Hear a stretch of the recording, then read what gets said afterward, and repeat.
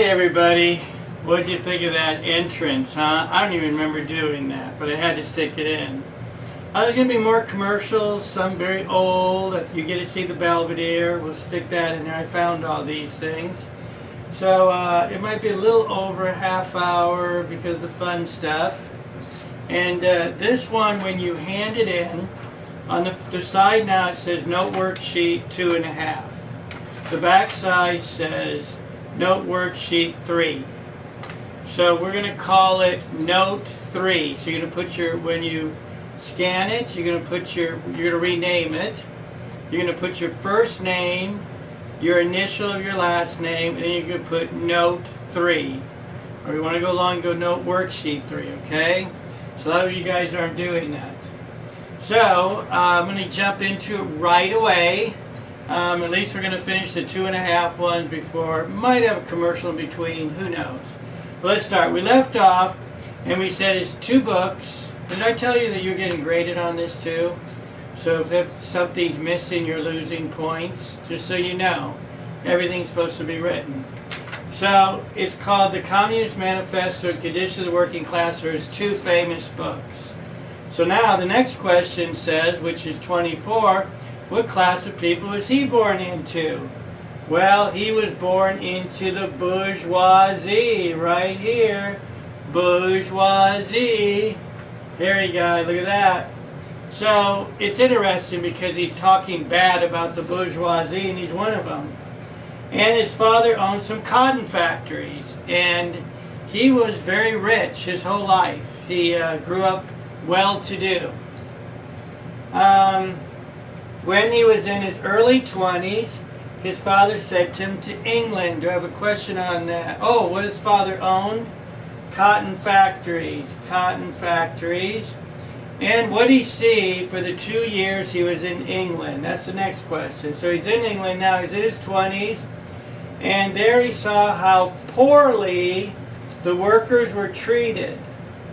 That's where he saw how poorly the workers were treated. So more than likely, I am zooming that right now. And of course, he wrote his famous book right after that, which was Condition of the Working Class. So that might be underlined, but you're supposed to be writing down is he saw how poorly the workers were treated. So that's what you're supposed to write for 26. Now we're on 27. Again, you can pause it because I zoomed in for you. What occupation did he pursue at the University of Berlin? Well, it was only in England for 2 years. He wrote the book and then went back to Germany, and that did not answer the question. Next, he journeyed to the military. That might be the answer. Let's go see. The young soldier pursued journalism. There it is. The answer is journalism. Number 27. That's where he pursued when he was at the University of Berlin. U of V. UB. Alright. And the next one says 28. What did he become because of the influence of the professor? And I have some messed up English there. It was here that Engels became a proud atheist. Proud atheist. Notice there's two blanks. Proud atheist. Not just a regular atheist, but a proud atheist. Okay? So yeah, the professors are telling, yeah, this God, no, stay away from him. So he did. He became an atheist. And he had heard of Marx, and after his military time was up, he went to Paris to meet him. So Marx is already writing. He's interested in what he's writing, so now he goes off after he's done with his mandatory military duty, and he goes off then. Okay, so he's going off to see Marx. When Engels and Marx lived in Holland, that was the beginning of England using his wealth to keep Marx writing. So remember, Marx has no money, and Engels has lots of money. So let's see how that works. Oh, look at the nice family picture here. Isn't that wonderful? Love it. Mary Burns, his companion girlfriend was Mary Burns. We're talking about Engels right now. So, oh wait. Number 29, who financed Marx most of his life? It wasn't Mary Burns. It was Frederick Engels, right there. Frederick Engels. Frederick Engels. Okay, so now we're going to move ahead. And we're going to go look at the family portrait here. They're all smiling. And now we're on what number are we on? We're number 30. We're going to talk about his girlfriend, Mary Burns, all right? And she came from an Irish working class. They met in 1843. They never married because they were both against the bourgeoisie, the bourgeois, I should say, institution of marriage. They go, marriage, that's so bourgeois. We're above that. So they never did get married. And who is his girlfriend? Right here, Mary Burns. Mary Burns. She's somewhere in this picture. Not sure which one she is. But I forgot. I forgot to ask our only student here for a joke. Okay? Alexa, tell me a joke. Why does Serena Williams always win at poker? Don't know. Because she always has aces. I don't get that. Okay, that didn't work. Maybe you got that. I don't even know who that girl is. All right, let's continue. So, not much is written about her because Engels wanted to keep the relationship secret because he needed to look professional. So he just kept her in the background. Okay, let's recap this from the beginning. Did they get married? No. Who is the girlfriend? Right there, Mary Burns. What nationality was she? Irish, right there. See that? Irish. Remember, you can pause this. And what year did they meet?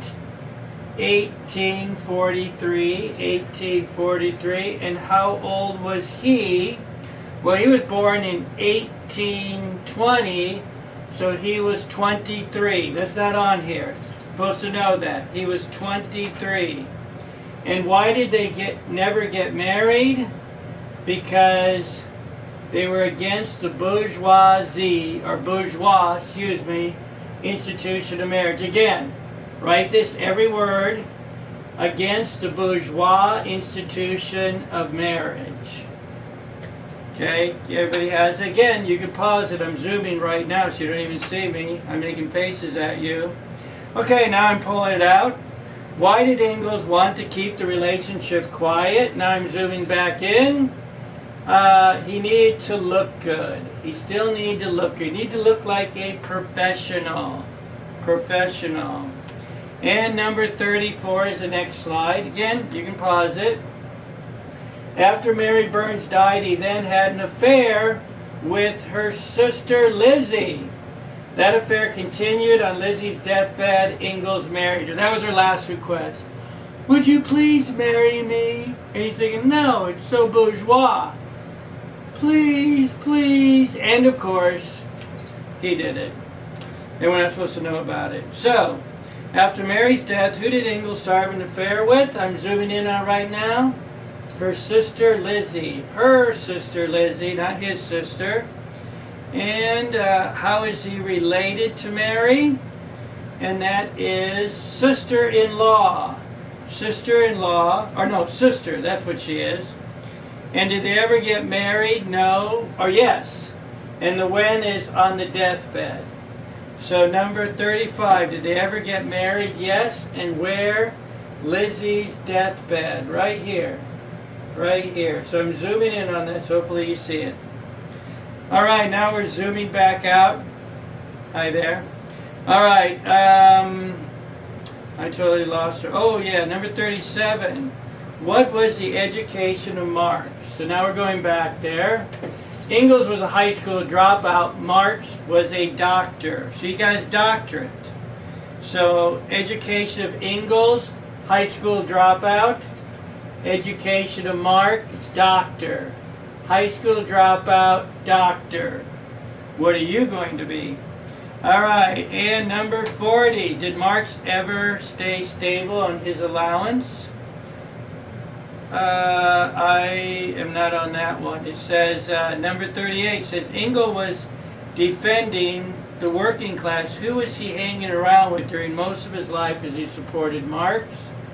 Well, Engels was doing business in England.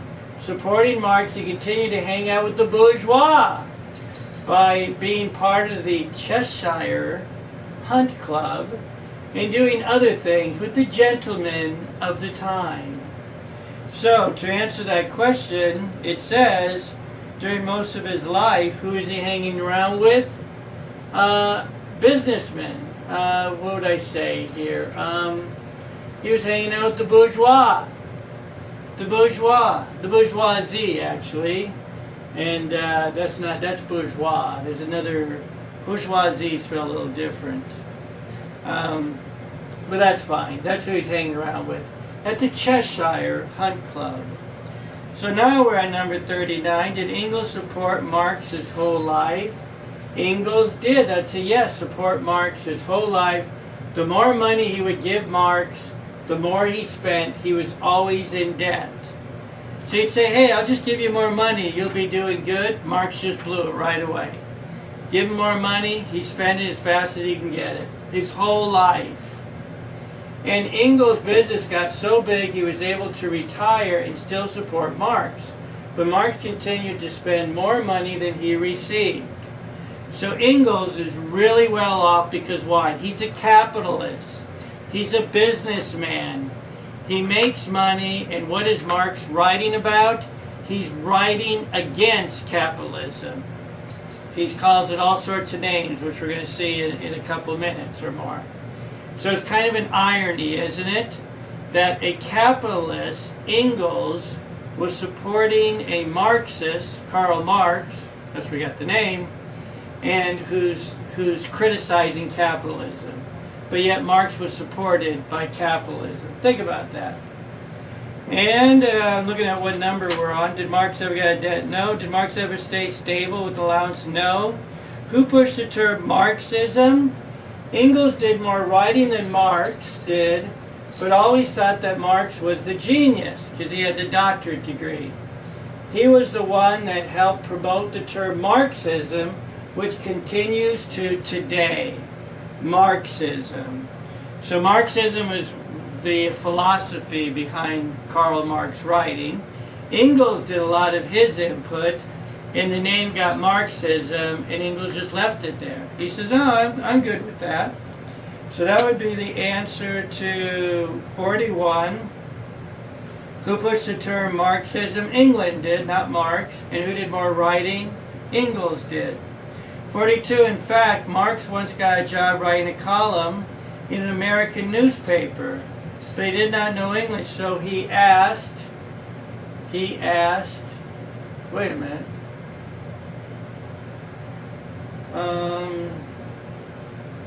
what's going on here? Cut. Hey, this is a good time for us to go to a commercial. Let's see the Belvedere going into water. Remember, do not try this at home. What are you doing, Ron? I was seeing how it works. Don't yell so loud. What? Huh? You can hear the water. I can hear the water. Maybe that's all you need. That's all you need right there. Hurry up, let's go. Don't hit this wire, dude. Signal the camera.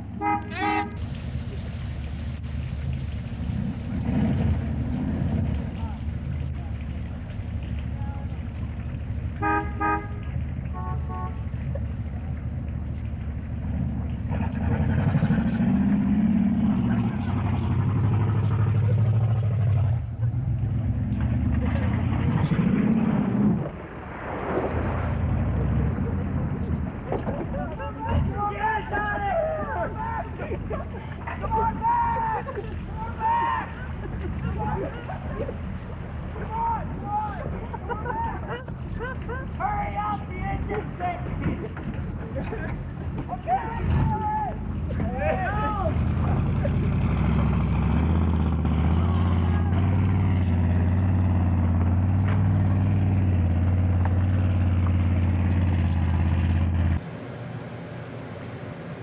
Okay, how'd you like that? That was a lot of fun, wasn't it? Don't see that every day. Anyway, we did get that car running. We changed oil and did some other mechanical stuff. Within an hour, we had it running again. So I don't really encourage it, but it was different. All right, let's continue. We are now on 42, and this is what it reads. In fact, Marx once got a job writing a column for an American newspaper, but he did not know English. So he asked Engels if he, sorry typo, would write it for him until he learned English.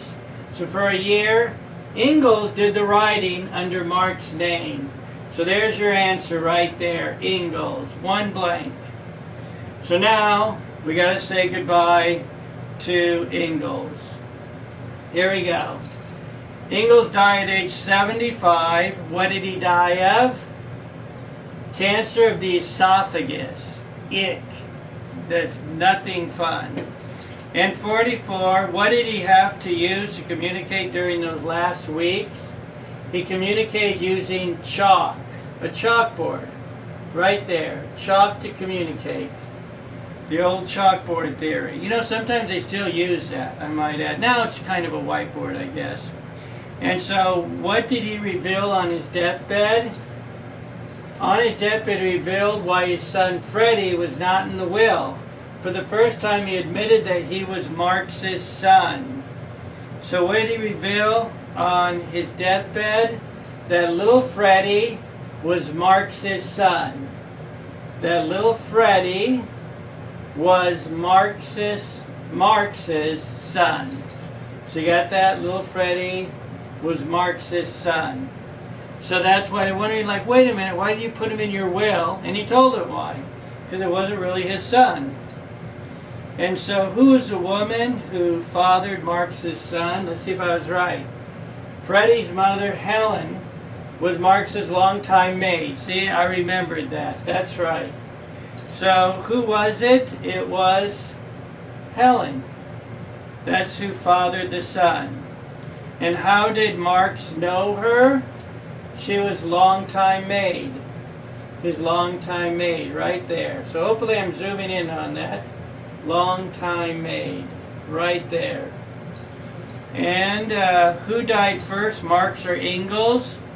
As I said, Engels gave the eulogy at Marx's funeral. So how could he be dead and give the eulogy? So Marx had to die first. So Marx died first. And 49, did either of the men take care of the son Marx conceived? And I don't know. Yep, that's what I thought. No, neither did. Neither did. Engels kept having somebody else babysit, raise him. None of them really took care of him as a son. So the answer is no, neither one. Both of them were dirtbags, okay?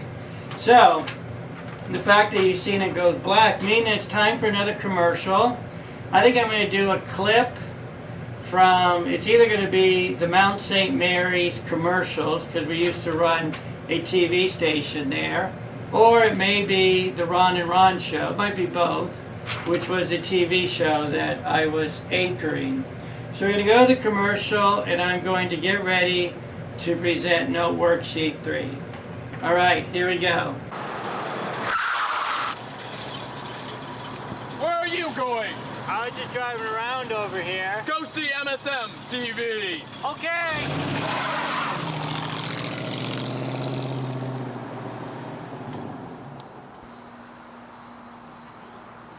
There's nothing to do around here. Nothing to watch on TV. What am I supposed to do with myself? What? Nothing on TV? Yeah. Why, MSM TV is on every Monday through Thursday from 12 to 1, 4 to 5, and 8:30 to 9:30. That's something to watch. It is? Yes, it is. MSM TV, man, you have solved my problems. I thank you. MSM TV, we're here when you need us. Hello, everybody. everybody, and welcome to WMSM TV Channel 14, and welcome once again. We've got a great semester. It's a brand new semester with a whole new format, and I can guarantee you these next few shows in the next few weeks are going to be fantastic.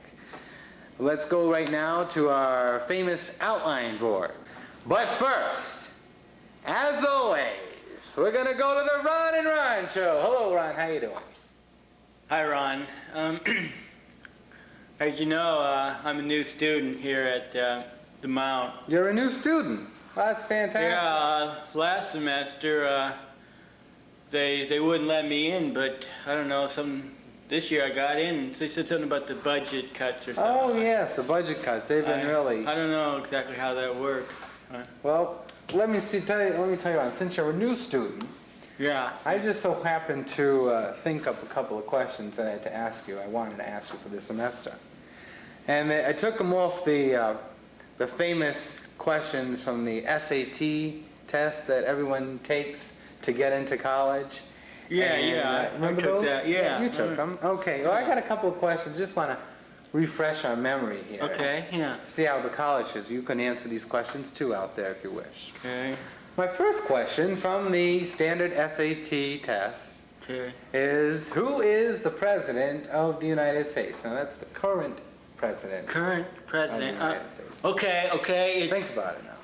It's that movie star, the guy from California, the movie star, Sonny Bono. That's it, Sonny Bono. Well, that's not exactly, let's see.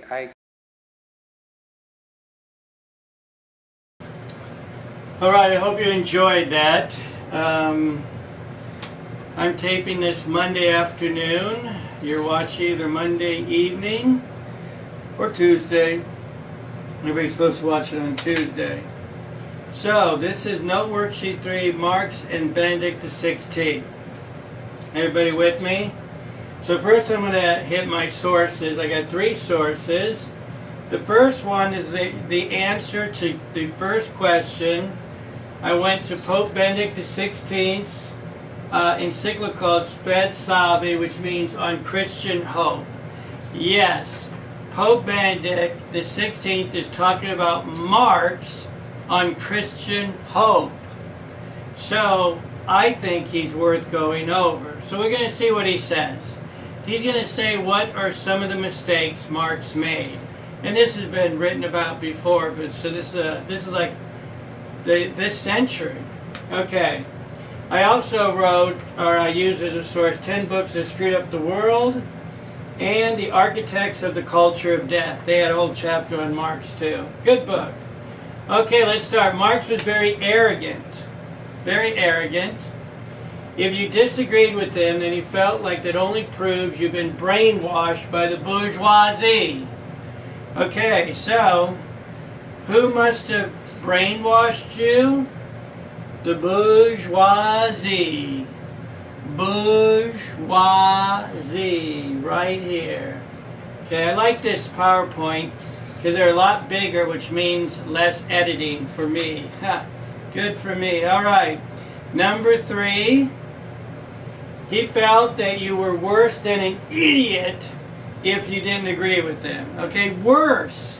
So he goes, well, excuse me, Marx, I disagree with you. You go, you idiot. Okay, that's what he would say. All right. So number 4, what brought us the Industrial Revolution? Thank you for that. And that was, what brought, there's the question. Hey, what are the odds? It was science and invention was used to mass produce goods. Remember Henry Ford, the assembly line? I bet you remember that. So there it is. Start writing it down. I'll zoom in on it. Science and invention was used to mass produce goods. I'll say it one more time. You can pause it. Science and invention was used to mass produce goods. Now we're on the number 5. Who capitalized on using this new science and invention? And that is the bourgeoisie, the upper class, the entrepreneur, which that might be French too. We call them the bourgeoisie. That's right. Bourgeoisie. Let's ask our star student. Alexa, what is the bourgeoisie? Here's something I found on the web. According to primevideo.com, World War Z is the fast-paced, pulse-pounding epic of the potential last days of the human race. Alexa, stop. Alexa, what are the bourgeoisie? The noun bourgeoisie is usually defined as the bourgeois class. Thank you. Wow, I got one smart student here. Don't feel bad, all right? Anyway, as I said, the bourgeoisie. Let us move on. And what was the negative result of this? The working class endured dreadful working conditions and long hours, which is, number 6, start writing. Again, I'm zooming in on it right as we speak. Working class endured dreadful working conditions and long hours. Read it one more time. You're going to have to pause it. Write legibly. You might be losing points. The working class endured dreadful working conditions and long hours. Okay, I'm moving number 7. You better pause it. After the French Revolution, Marx felt that it was time for a proletarian revolution. Proletarian revolution. Okay, let's ask the smart student what proletarian means. Okay? Alexa, what does proletarian mean? As an adjective, proletarian is usually defined as pertaining or belonging to the class of wage earners, especially those who earn their living by manual labor or who are dependent for support on daily or casual employment, the working class. As a noun, proletarian is usually defined as a member of the proletariat. Alexa, stop. For more, ask me to give you more definitions for proletarian. Stop. All right, yeah. Sometimes she's too smart. All right, let's keep going. But notice that definition, working class. Someone making this up? No, because the smartest student in here agrees with me. All right, so let's go back to Zoom at Proletarian Revolution, which is number 7. So he wants the workers to revolt. Workers revolt. And revolt means like riot revolting. All right, remember workers of the world unite? Yeah.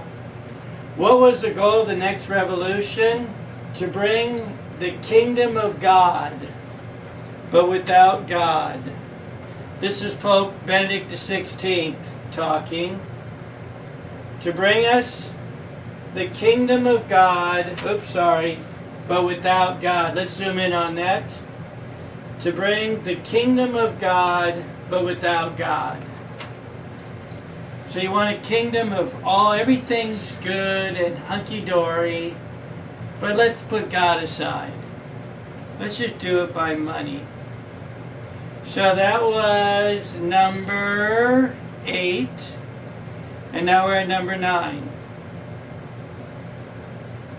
But Marx is an atheist. If God didn't exist, then how do we get to this new paradise on earth? From scientifically conceived politics. There it is, 3 words. Scientifically conceived politics.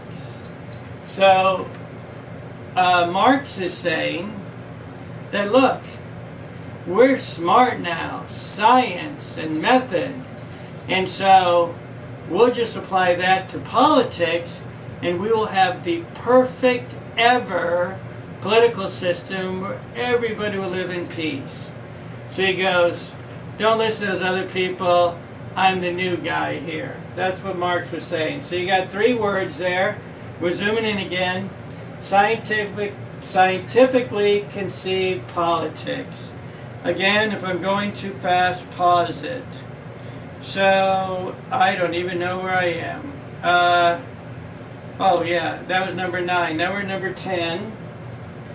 And as Pope Benedict says, and I quote, and I'm zooming this right now, progress towards the better, towards the definitively good world is no longer comes simply from science but from politics.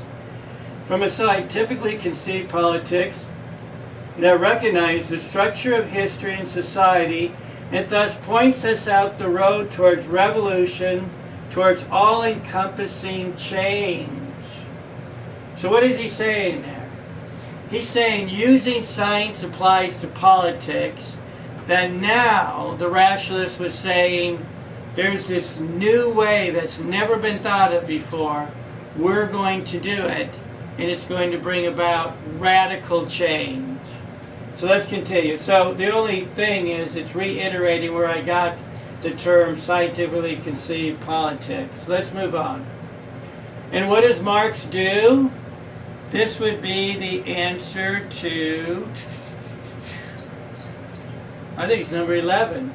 With great analytic skill, he spelled out the paths leading to revolution. So what do we call the document where Marx spells out the path for this final revolution? Communist Manifesto. So that is number 10. Communist Manifesto. So I'm zooming in right now. This is the answer for number 10. Number 11 is next. It says, the question is, what did he show his readers what to do? And it's underlined. He showed them how to bring about the revolution. He showed them how to bring about the revolution. Okay, so we're writing that. Again, you can pause if I'm going too fast.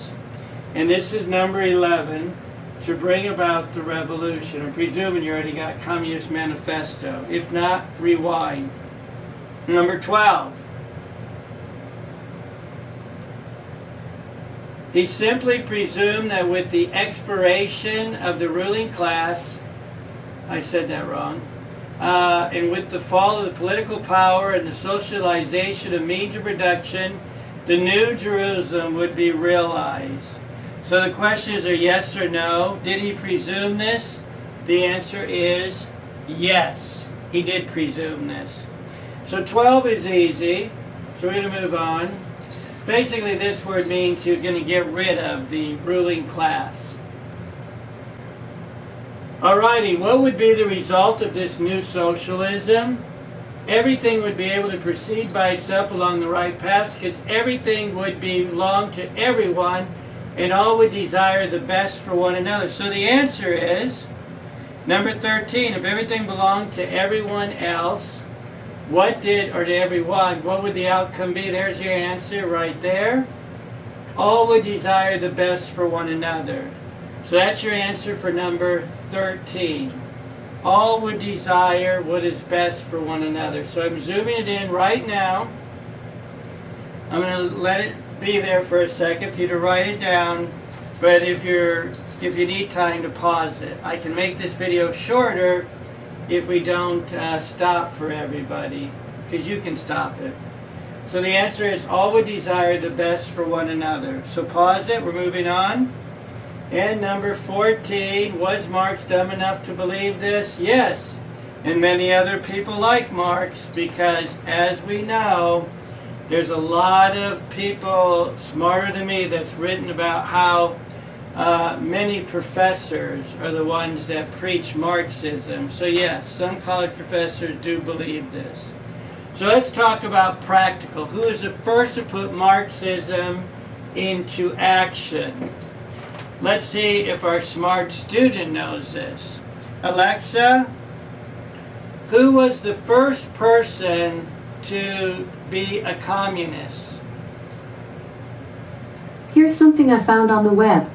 According to Brainscape.com, in December 1922, Vladimir Lenin created the underscore to bring all of the non-Russian nationalities under one centralized Alexa, communist regime. Stop. Sometimes she talks too much. Yeah, you heard the name? The name was Lenin. That's right. Some people are paying attention. That's right, Lenin. Where are we? Yes. Lenin was the one to put it in action. It's 1516. What was the country? Russia. She knew that too, Russia. And after the revolution, what did Marx say must follow for a while? A dictatorship.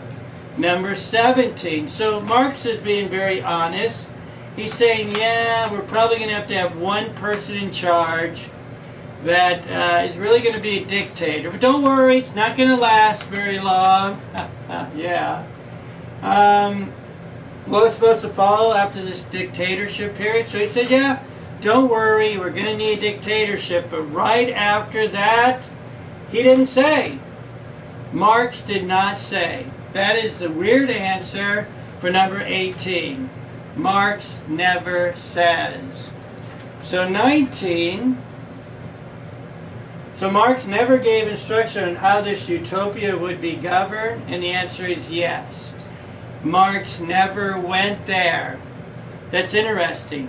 Tear down the government, put in a dictatorship, and now I'm ending my book. Sounds a little suspicious to me. So, what did Marx think, according to Pope John Paul II? The Pope said, Marx not only admitted to work out how this new world would be organized, which should, of course, have been unnecessary. His silence on this matter follows logically from his chosen approach. And so the answer is right here. He thought it was unnecessary because it would naturally all work out. That's your answer to number 20. Now next two has a lot of writing, okay? As you see, I zoomed in on this, and so now you're writing it. And then I'm going to read it one more time, and then you have to pause it because I'm going to move on. He thought it was unnecessary because it would naturally all work out. Pause. Now, number 21. The Pope says he had two errors, and it's underlined. The first, man's freedom always remains also freedom for evil. So you got to write small here. Man's freedom always remains also freedom for evil. That's one. And so you write that straight across the line, and then this one is right below it. And that is, he thought that once the economy had been put right, everything would automatically be put right. So he goes, once the economy gets fixed, everything is going to be peachy keen. We're all going to be happy singing Kumbaya. So notice that while I'm talking, it's zoomed in, so you can write this down. Again, I'll read the second one once, and then you have to pause it. He thought that once the economy had been put right, everything would automatically be put right. If you need to, pause. And depending on what time it is, there might be a commercial right after this. Let's see. So I don't know if there was a commercial or not, but we're moving on. What did the Pope say was his fundamental error? And that was materialism. Pope Benedict XVI says, and notice I zoom in because that's awesome, his real error is materialism. Man, in fact, is not merely the product of economic conditions, and it's not possible to redeem him purely from the outside by creating a favorable economic environment. So we're not just material. We have a soul, we have desires. And Marx is saying, no, once everybody has money, everything is going to be happy. If that's true, the richest people in the world shouldn't be getting as many divorces as they're getting. You know, so guess what? It's not true. Sorry to break your bubble. It's not true. Materialism is a mistake. Let's move on. And what do we mean when we say that Marx is a materialist? That man is only a material creature without no soul. So that is your answer to number 23. You got a lot of room there. That man is only a material creature with no soul. So notice it zoom. I'll read it one more time. That man is only a material creature with no soul. Pause it if you need it. So if man is only is only material, what is the only thing that'll make him happy if that was true? Which some people think is true in this country. Material things. So that means buy me something new, I'm happy forever. And the truth is I might be happy for a while, but I'm not happy forever. So if we had no soul, then he's saying, and if he doesn't believe we have a soul, then he's saying that material things is all you need, you'll be happy. So now we're moving on, and now we're at 25. Here's the cover of it. The Communist Manifesto, Karl Marx, Frederick Engels. And I don't know what that is exactly, but it was 1848. That's the year you need. 1848. That's number 25. So that's what it looks like right here. And now, oh look, it's sold for 40 cents. That's right, you can get it free on your Kindle. And Pope came back in 1891, May 15th, 1891, and he disputed with Marx in Rerum Novarum, May 15th, 1891. Very classical. Very classic. They did a whole report on this. All right.